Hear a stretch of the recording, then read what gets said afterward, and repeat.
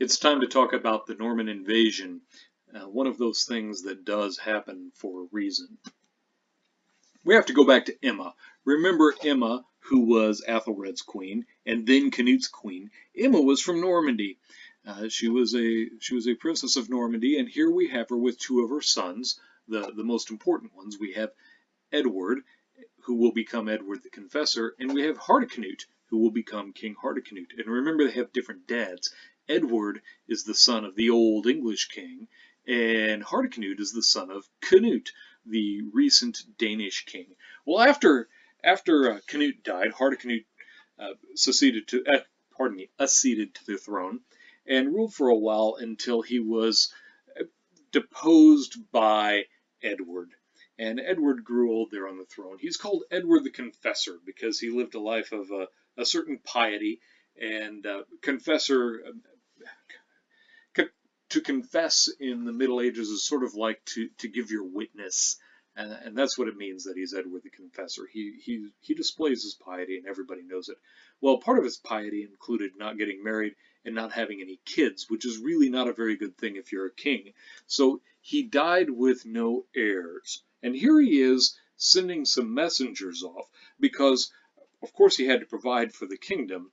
And this tapestry we're looking at, which is called the Bayeux Tapestry, although in fact it's actually an embroidery, it's a very famous embroidered document and piece of visual art, meters and meters long, hanging still in a cathedral in Bayeux on the continent. Well, according to the Bayeux Tapestry, which is in France, uh, the messenger goes to William, and we see William the Bastard, who is Duke of Normandy here, and the messenger's pointing at him and explaining something and said, "Hey, it's going to be you." And you see Wilhelm shocked, not Wilhelm, Guillaume, William pointing at himself saying, "What? Me? Okay." And this made sense because, after all, Emma was from Normandy. That's the Edward the Confessor's mom, and William is Emma's great nephew, which makes him Edward's first cousin once removed, which is a little better than Gretchen and her cousin, or a little farther away if you're in a line of succession. But Wilhelm has a reasonable claim to the throne, and it appears that he was tapped by the sitting king to be in line for the throne. Well, meanwhile, there are a lot of people back in England who don't really like this. And here we have Harold Godwinson, and we'll see a number of pictures, by the way, from the Bayeux Tapestry, so-called. Harold Godwinson, one of the earls in England, visits King Edward and claims later to have the king's blessing. King claims to be appointed as the heir. And after the king dies, that's what happens. Here we have Harold seated in glory, and here we also have him being crowned by the Archbishop Stigand. That's his name there, Stigand. And we see him being invested, that is, we see Harold being invested with all of the symbols of power. He has a scepter, he has an orb, and he has a sword coming to him in a minute, plus throne and crown. So Harold Godwinson becomes King of England. Not everybody likes this, and one of the people who doesn't like it is his brother. His brother's named Toasty. I swear this is true, and he's an earl up in Northumbria. Now, at this point, we have two people already who believe that the throne is theirs. One who's actually got it, one who believes it is promised to him. And then, remember Hardicanute, the other brother, Canute's son? Hardicanute may or may not have promised the kingdom to one of the kings of Norway, who then died, so the next king of Norway, King Harald Hardrada, yes, it's another Harold, seized on this as an excuse to come assert his claim and get that Danish power going again in England. And here we have Hardicanute right in the middle of the action with the green horse. This is sort of a cinematic thing going on in our manuscript illumination. On the left-hand side of the screen, we see the boats landing, and we see the King Harald Hardrada coming down off the boat and getting onto his green horse with a giant axe, which may be King Olaf's, may symbolize King Olaf's axe, which was called Hel after the goddess of the dead, but that's speculation.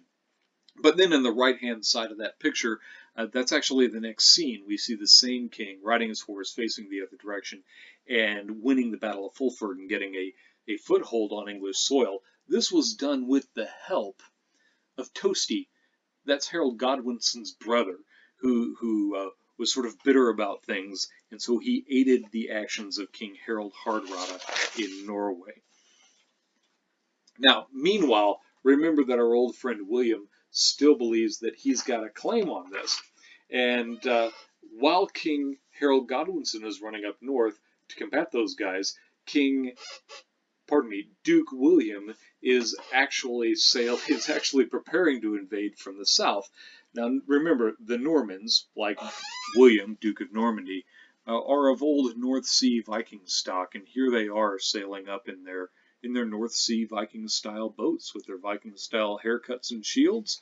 But they've gotten on the Continental Project, and we see the nice big cross on their boat and so forth.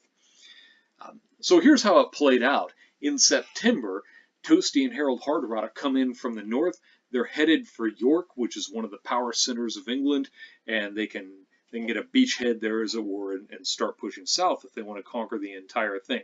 Harold Godwinson rushes north, fights them at Stamford Bridge on September 25th, and stops them. And so that's great. Harold has saved the kingdom, except while he's up there in September, William the Conqueror has come and landed at Pevensey.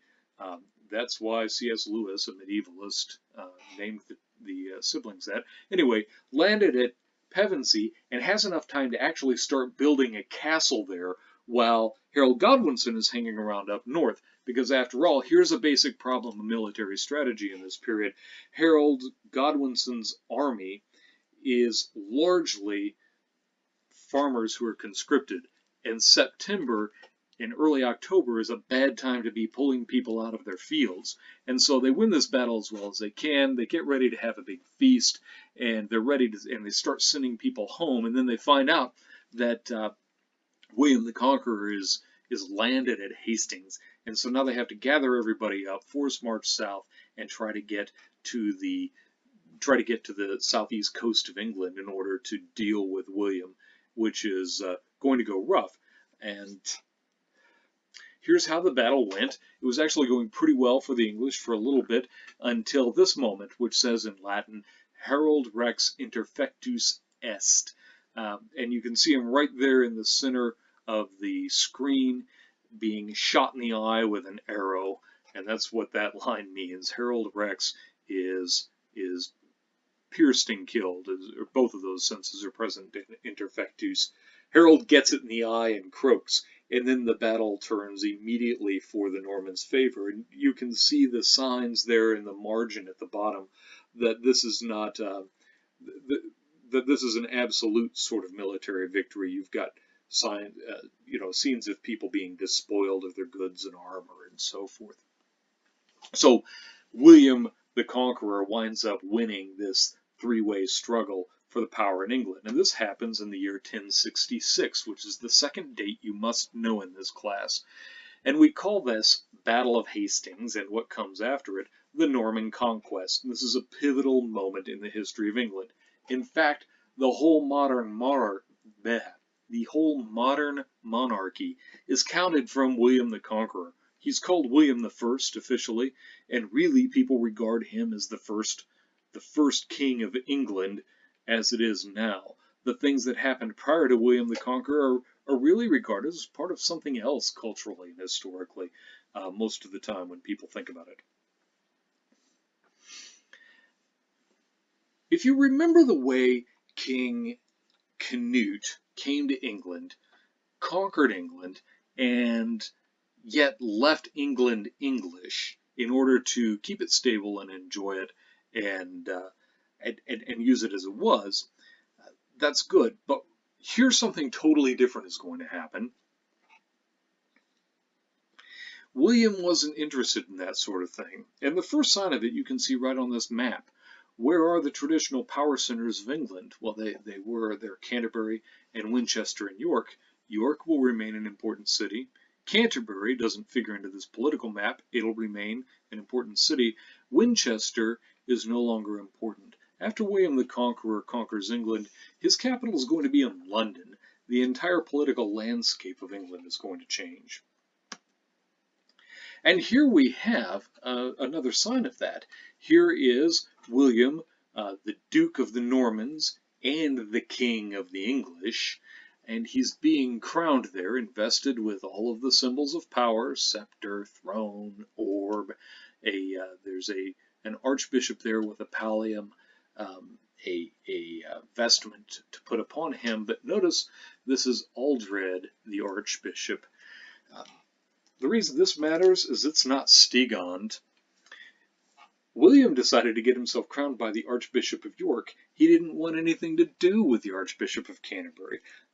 He certainly isn't going to marry the old princess. He's going to make his own path through England and rebuild it. And this happens really quite quickly. Stigand, the Archbishop of Canterbury, is deposed by 1070, probably on trumped-up charges, although he wasn't very popular. And William brings his own archbishop from France, Lanfranc, who's actually a retired Italian lawyer, but he had been in Normandy for a while. And this is the beginning of a new government in every way from the top down, and it's a top-down government. In 1072, there was still one earl left who was English, but after some rebellions, he got killed in 1076, so the entire upper nobility is now Norman, which means they speak French. In 1073, the abbots at the Council of London were mostly still English, but by 1085 there were only 3 who were still English. The rest of them were actually French. And the span of years here matters too. Remember, the conquest is in 1066. 1085 is 19 years later, and still the progressive replacement of English people by French people in seats of power continues. Within a couple of decades, the entire power structure of England had been made into a Norman power structure. And from this point, for a while, for about 300 years, we can talk about Anglo-Norman England. This is a pivotal moment for the culture and the language because all of these French people spoke French. At first, none of them spoke English. They all spoke French. Remember that during so-called Anglo-Saxon England, under Alfred and all the way up past Wulfstan, all the way up to 1066, this flourishing literary culture had existed. The Winchester dialect, the King's English, had become a de facto literary standard. Well, from 1066 on, there is no more King's English. We have the King's French, and we have the people's English. And it's not just the king, it's everybody who really has any power at all speaks primarily French for a certain amount of time. And this linguistic stratification is going to be a fact of the next 300 or more years of English, and particularly will lend shape to the form of English we think of as Middle English. It's left some important grammatical and vocabulary marks on the language that persist today, but that's for another video. Enjoy.